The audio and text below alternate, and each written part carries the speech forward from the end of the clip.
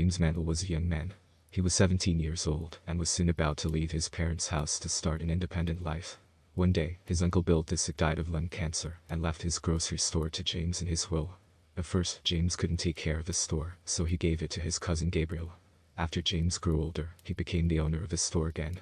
He was still unable to upkeep the store, so he planned on selling it. The day before putting the store up for sale, James was on his way back home at night when he heard a mysterious voice. He couldn't understand what it was saying. The mysterious voice sounded emotionless, and it eventually got louder until it abruptly stopped. He was so frightened by this voice that he slept on his house's floor until morning came.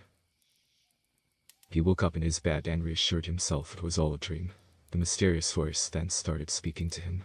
Your life is bad, you can't afford dinner. Your store is small, you won't be a winner. You can't pay the bills, your lights are getting dimmer. This can't all be fixed, we're all a sinner. This confused James. He then looked around his room and realized it wasn't morning, it was the next night. Feeling dizzy, James fell back into sleep. James woke up in a pitch-black room.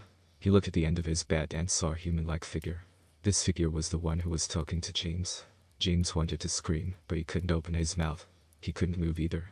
The figure then spoke to him, saying it would make James' life better. It would give him money, a better store, better clothes, and a better house, only if it were allowed to use his body for a week. James, who felt as if he had no other options, agreed to it. After a quick second, James woke up again. In reality, it had been a week since the figure spoke to him. He found himself in a mansion wearing a tuxedo.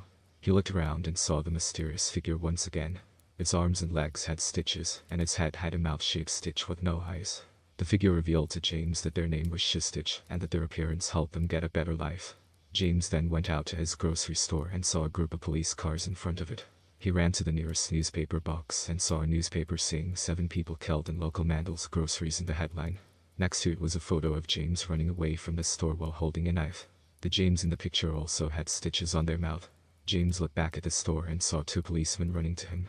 Feeling helpless, James lost consciousness.